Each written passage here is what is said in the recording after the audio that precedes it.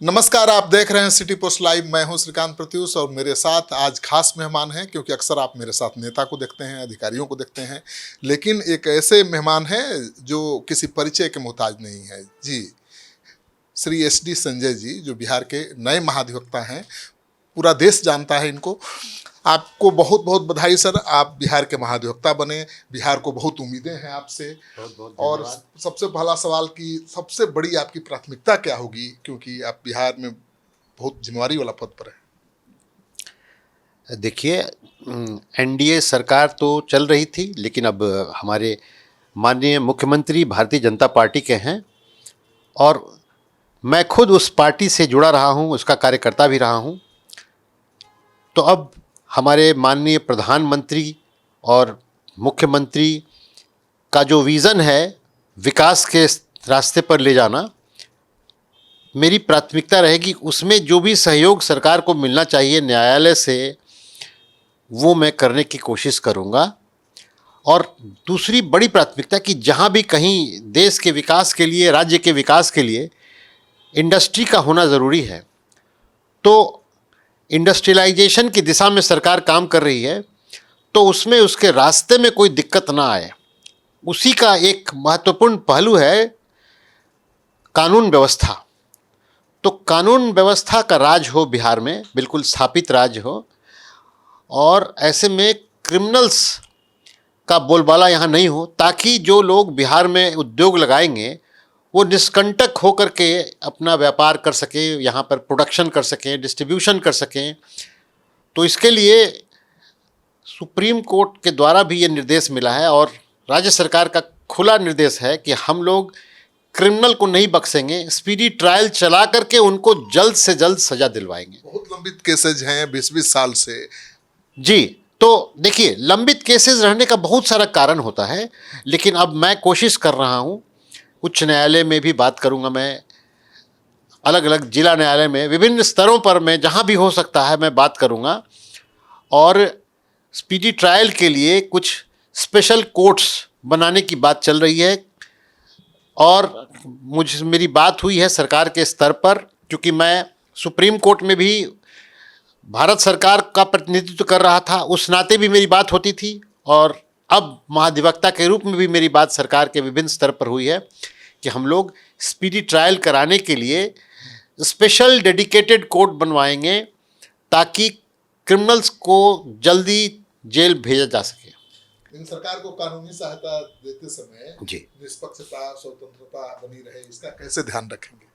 देखिए, हम लोग प्रजातंत्र में हैं, वेलफेयर स्टेट है, तो ये सरकार की जिम्मेवारी है और हम लोग सरकार के प्रहरी के रूप में और सरकार को हमेशा फेयर होने का निर्देश देंगे कि भाई आपके पदाधिकारी बिल्कुल निष्पक्षता से काम करें, न तो किसी को बचाना है गलत आदमी को और न किसी सही आदमी को फंसाना है। बिल्कुल इस उद्देश्य से सरकार काम कर रही है और आगे भी करेगी, और इसमें जो भी मेरा सहयोग होगा मैं सरकार को दूंगा। तो सरकारी पक्ष को, न्यायालयों में सरकारी पक्ष को और मजबूती से रखने के लिए क्या करेंगे, कैसी टीम बनाएंगे और सुधार क्या करेंगे?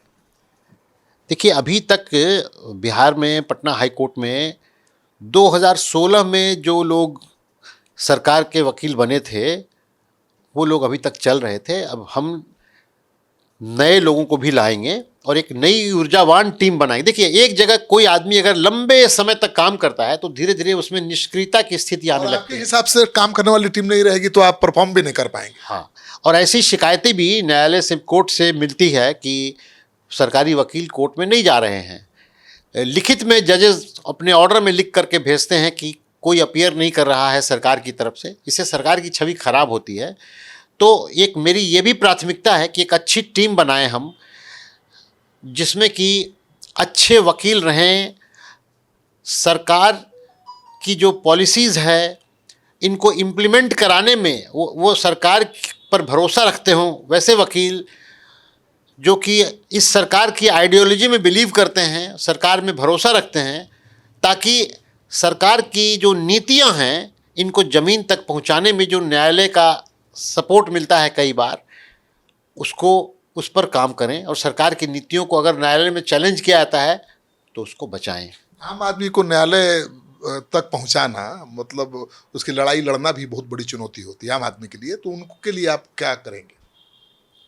देखिए, आम आदमी आजकल बहुत जागरूक हो गया है और अब आम आदमी की मदद के लिए बहुत सारे वकील हैं। और जहाँ तक सरकार का सवाल है तो लीगल एड के द्वारा भी ऐसे आम आदमी को न्याय सुलभ तरीके से उपलब्ध कराया जा सकता है बिना किसी खर्चे के। ये हम लोग इसको प्रचारित करेंगे कि आप अगर इस गरीब हैं और अगर आप वकील का पैसा नहीं दे सकते हैं, कोर्ट फीस नहीं दे सकते हैं, तो आप संपर्क करें हमारे लीगल एड से और आपको अवश्य सहायता मिलेगी। अब तो ज़माना बदल गया है, ई कोर्ट का ज़माना आ गया है, आप जानते ही हैं। तो कैसे जल्द फैसला हो, लोगों को न्याय मिले, सरकार के हक में फैसला आए, इसके लिए भी आपको एक विशेष टीम बनानी पड़ेगी।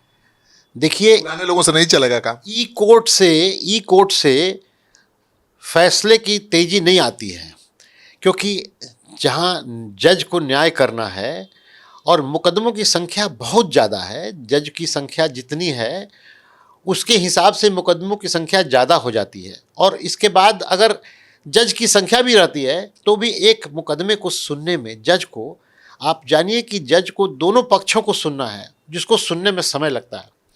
तो ये कोई कंप्यूटराइजेशन नहीं है कि कंप्यूटर में डाटा डालो और डाटा को प्रोसेस करके निकाल दिया। यहाँ दोनों पक्षों को सुनना है, उनके दलीलों को, दोनों के वकीलों के दलीलों को सुनना है, उसको समझना है और तब न्याय करना है, क्योंकि अगर जल्दबाजी होगी तो न्याय में कमी रह तो जाएगी। सरकार के हर निर्णय का आप बचाव करेंगे कि कानूनी रूप से कमज़ोर हो अगर मामला, तो सलाह भी देंगे, क्योंकि आपकी पहचान अलग रही है हमेशा। देखिए, मैं तो बिलीव करता हूँ कि हम लोग कल्याणकारी राज्य हैं, वेलफेयर स्टेट में हैं, और मेरी ये ड्यूटी है न केवल मैं कि सरकार के हर फैसले को या सरकारी पदाधिकारियों के हर फैसले को डिफेंड करूं, बल्कि मैं उनको सही फैसला लेने के लिए भी प्रेरित करूंगा। आपको लगता है कि एडीआर का ज़्यादा इस्तेमाल होना चाहिए? मैं एडीआर के बहुत ज़्यादा सपोर्ट में नहीं हूं, क्योंकि ये एक महंगी प्रणाली हो जाती है कई बार।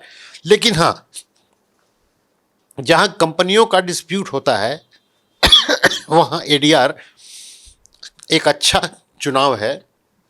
जो रेगुलर न्यायालय में थोड़ा ज़्यादा समय लगता है, एडीआर में कम लगता है। सर, सबसे बड़ा सवाल है कि आप आए हैं तो बहुत उम्मीद बढ़ी है, जो कानून के छात्र हैं, जो वकील हैं, उनके लिए आप क्या करेंगे?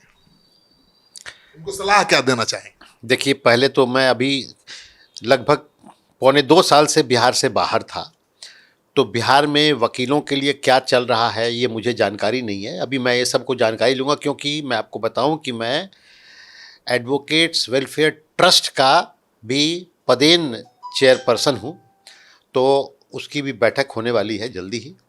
तो मैं सारी व्यवस्था जो अभी है वकीलों के लिए, पहले मैं उसको समझना चाहता हूँ, उसको मैं समझ करके, और जहाँ भी कोई अगर कमी होगी तो उसको पहले मैं पूरा करूँगा, और उसके बाद मैं जो वकीलों के लिए, वकीलों के हित में जो अगर कुछ निर्णय लिया जाना होगा तो उसके लिए मैं सरकार को अपनी राय दूंगा कि आप इसमें ये काम करें जिससे कि वकीलों का भी हित हो। तो कभी कभी होता है कि सरकार और संविधान के मूल सिद्धांतों के बीच भी टकराहट हो जाती है, वैसे में महाधिवक्ता की भूमिका बहुत अहम होती है।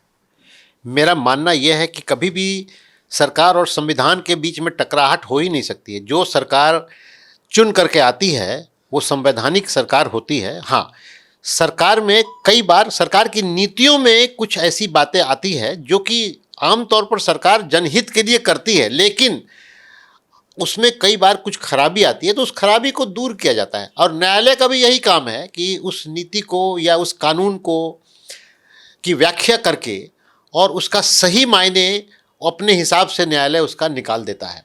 तो मेरा मानना है कि दोनों में कोई टकराव नहीं है, दोनों एक दूसरे के पूरक हैं। तो आपने सुन लिया अपने नए महाधिवक्ता को, और उन्होंने आश्वासन दिया है कि जो अधिवक्ता हैं उनके लिए भी बहुत कुछ उनके दिमाग में चल रहा है, उनके लिए योजनाएं बनाएंगे, और सरकार का पक्ष मजबूती से कोर्ट में रखा जाए, सरकारी वकील झोल झाल ना करें और न्याय समय से मिले, इसको लेकर श्री SD संजय जी बहुत गंभीर हैं।